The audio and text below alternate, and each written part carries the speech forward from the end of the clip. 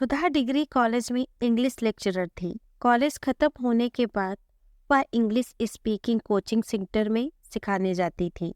सुबह की निकली रात को 8 बजे तक पहुंचती थी। अकेली रहती थी क्योंकि पिछले 2 साल में माता पिता दोनों का स्वर्गवास हो गया था। वह उनकी अकेली संतान थी। उसकी अपनी भी एक ही बेटी सुनिधि थी, जिसकी शादी शहर में ही मल्टीनेशनल कंपनी में नौकरी करने वाले प्रवीण से हुई थी। पूरा दिन काम करने के बाद वह थककर चूर हो जाती थी। उस दिन भी वह अपनी काम खत्म करके घर आई, पानी पीकर फ्रिज से सुबह की बनी सब्जी और दाल गरम करने के लिए रखी और बैठक में बैठकर टीवी ऑन किया कि उसका फोन बज गया।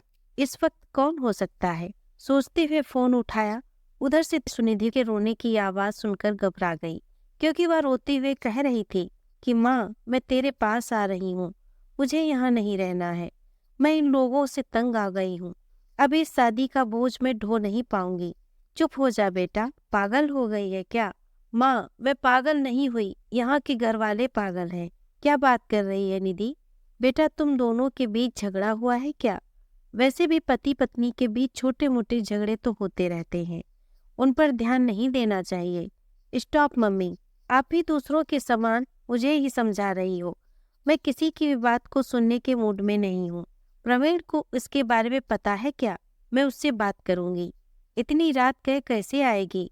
वह अभी ऑफिस से नहीं आया है माँ, इसीलिए उसके आने के पहले ही मैं इस घर से निकल जाना चाहती हूँ। या क्या कह रही है बेटा? प्रवीण से बात कर ले, रिश्ते ऐसे ही टूट नहीं जाते हैं। सुनिधि ने जवाब नहीं दिया और फोन रख दिया था। मैं फोन रखकर सोचने लगी थी कि इकलौती संतान है मेरी, कितनी ही नाजों से पाला है। हम दोनों ही थे, मेरे लिए व उसके लिए मैं। रसोई में मेरी सब्जी और दाल दोनों ही जल गई थी। साथ ही फोन पर सुनिधि की बात सुनकर मेरी भूख भी मिट गई।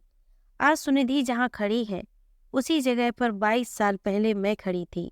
मेरी माँ ने मेरे पति दर्शन को नहीं समझा था। मेरा मन पंख लगाकर 22 साल पहले की तरफ दौड़ने लगा। मैं भी माता पिता की इकलौती बेटी थी, नाजों में पली बड़ी हुई थी। ससुराल की हर बात माँ को बताती थी। दर्शन को मेरी यह आदत पसंद नहीं थी। आज भी मुझे याद है वह दिन जब माँ बाप के घर नाजों से पली। मैंने भी पापा को फोन करके रोते हुए कहा था कि मैं घर आ रही हूँ, यहाँ नहीं रह सकती हूँ। पापा ने कहा, आजा बेटा, यह भी कोई पूछने की बात है? यह घर तेरा है। उन्होंने मुझसे पूछा भी नहीं था कि बात क्या है। मैं भी तो पीछे बिना देखे पति के रुकने के लिए कहने पर भी सीधे मायके आ गई थी। घर में कदम रखते ही मैंने माता पिता को अपनी उन छोटी मोटी बातों को ऐसा बढ़ा करके बताया था कि उन लोगों ने कह दिया था कि अब तुम ससुराल नहीं आओगी। सास ससुर ने बात करने की कोशिश की, पर इनका स्वाभिमान ऐसा बढ़ गया था कि कोई भी पीछे हटकर जिद को छोड़ने के लिए तैयार नहीं था।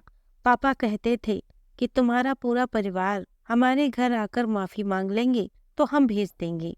वहाँ उनका कहना था कि हम क्यों माफी मांगे, हमने तो उसी घर से जाने के लिए नहीं कहा था। इस बीच मुझे पता चला था कि मैं माँ बनने वाली हूँ।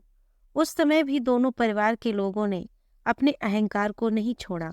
समय बीतता गया और जब मैंने सोचा था कि आखिर बात क्या थी, तब मुझे अपने आप पर गुस्सा आ रहा था कि इतनी छोटी बात को मैंने बतंगड़ बनाकर अपनी जिंदगी ही खराब कर ली है।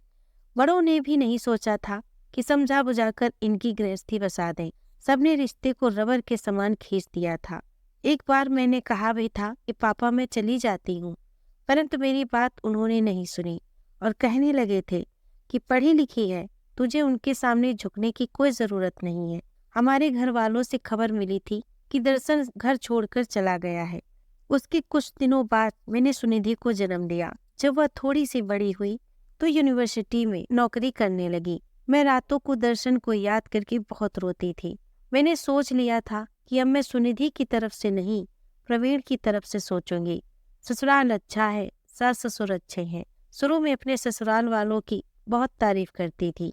आजकल ऑफिस में काम की अधिकता के कारण या टेंशन के कारण दोनों में कुछ अनबन हो गई होगी।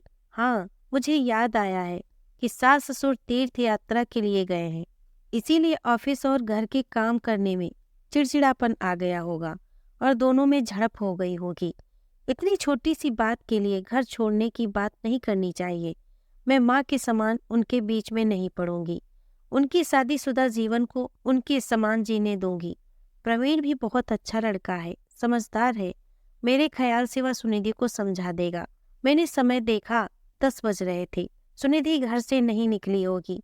फिर भी प्रवीण को फोन करके पूछ लेती हूँ। ऐसा सोच प्रवीण को फोन लगाया।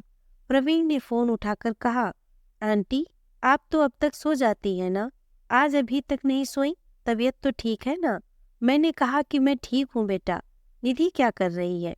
उसने कहा कि वह सो रही है। आज शायद ज्यादा ही थक गई है। मैंने गहरी सांस ली। मैं समझ गई थी कि मेरी बेटी मेरे समान नहीं है। यह सोच एक सुखद अनुभव की प्राप्ति हुई। प्रवीण को गुड नाइट कहकर फिर से दूध निकाला और पीकर सोने के लिए चली गई। दोस्तों, अगर आपको ये कहानी पसंद आई हो तो प्लीज़ इसे लाइक और शेयर करें। अगर आप हमारे चैनल पर नए हैं तो प्लीज़ इसे सब्सक्राइब करें। धन्यवाद।